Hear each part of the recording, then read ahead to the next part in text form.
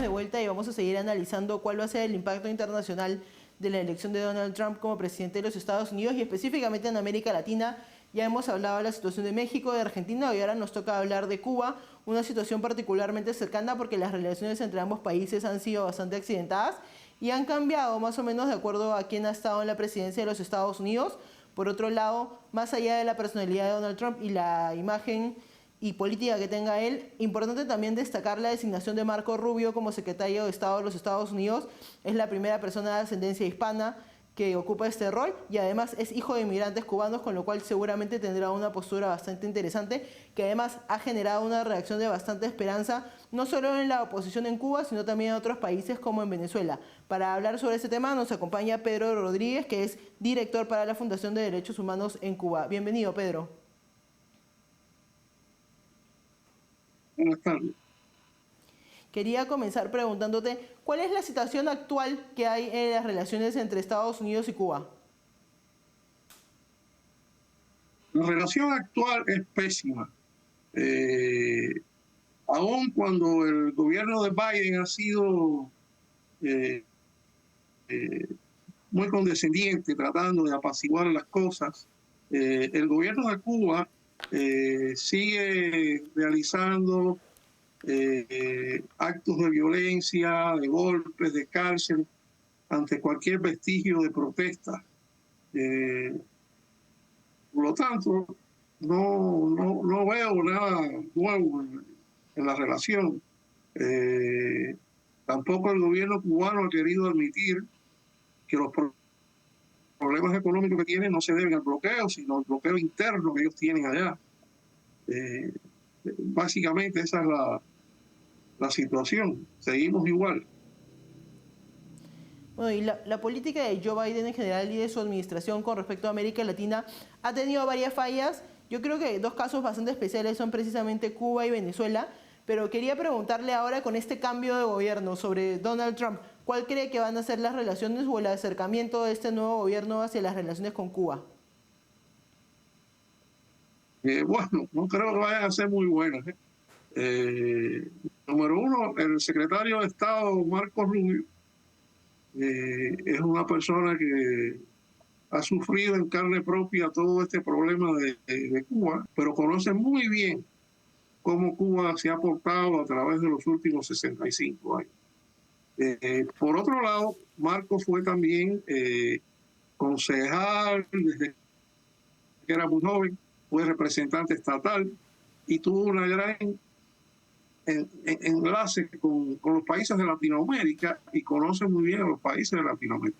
Yo creo que la próxima administración estará buscando alianzas en el continente que serán beneficiosas a la larga y también para enfrentarse a Cuba. Necesita alianzas de nuestro patio, ¿no? de los latinoamericanos.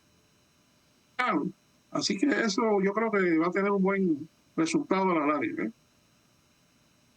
¿Y cómo cree que ha caído, digamos, esta asignación de Marco Rubio y la victoria de Donald Trump, ya no con el régimen de Cuba, sino con los ciudadanos cubanos? No, los ciudadanos cubanos no tienen problema. Ellos están, con las noticias que yo tengo de Cuba, que eso lo hago a diario, ese es mi trabajo, están muy contentos de que Marco Rubio haya sido seleccionado como secretario de Estado. Y es más, están contentos porque creen que se le va a poner difícil la cosa al gobierno cubano. ¿Y usted está de acuerdo que una designación de Marco Rubio podría significar que se ajuste un poco más, digamos, al régimen de Cuba? No lo creo. Que se ajuste más al régimen.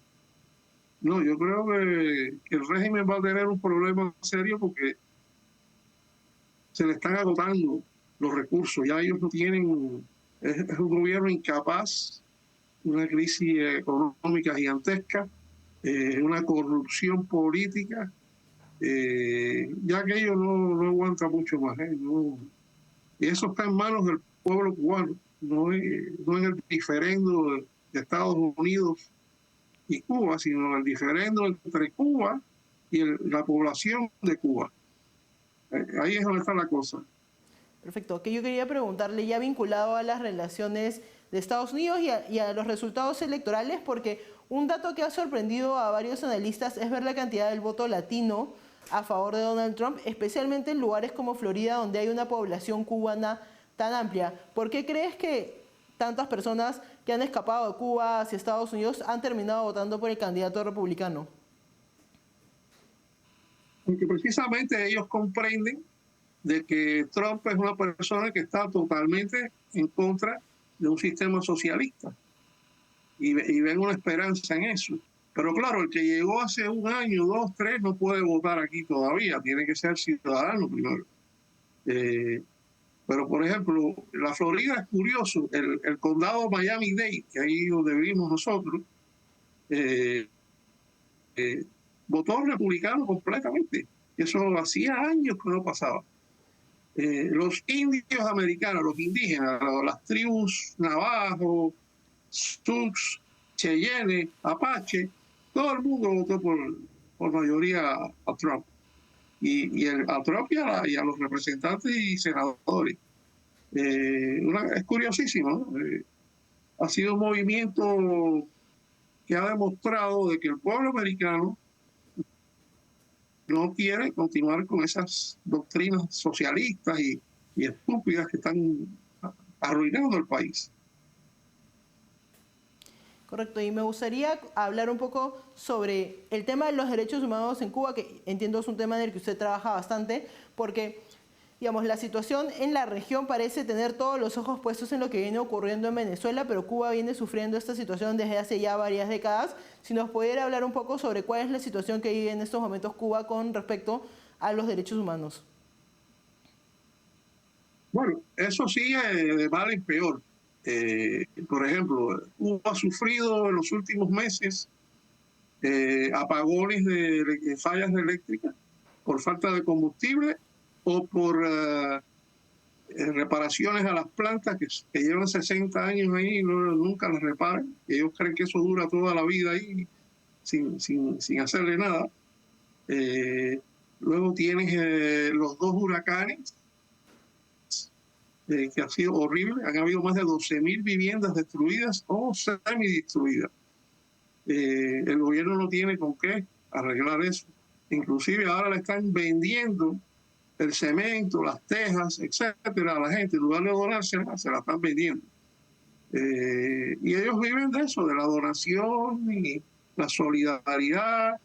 Y mándame esto, mándame comida, mándame. Pero es increíble. Cuba es un país que puede producir el 90% de las cosas si tuviera un sistema económico capitalista, vamos a ponerlo así. Y no lo hacen, no lo hacen. Ellos prefieren que la gente se muera de hambre allí. Eso sí, para represión siempre hay tiempo para reprimir a la gente. Uno de los argumentos que usa el régimen de Cuba, digamos, en las últimas décadas para justificar la crisis económica que vive Cuba es el embargo de los Estados Unidos. ¿Cuál es su postura respecto a ese tema?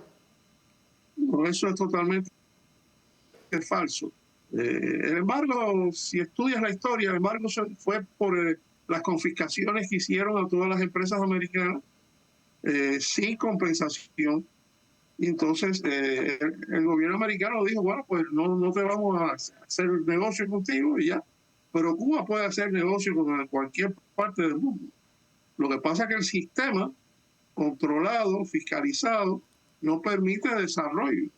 Si usted pone un negocio en Cuba y le va bien, ya entonces tiene problemas con el gobierno. Y si quiere poner una sucursal o poner una cadena de una franquicia de restaurantes, lo que sea, eso no lo permiten. Entonces, ¿cómo tú vas a desarrollar un país que está todo controlado por el gobierno? Los campesinos tienen que venderle la producción al gobierno. Las lecherías le tienen que vender la leche al gobierno. Eso así no puede funcionar nunca. Es imposible.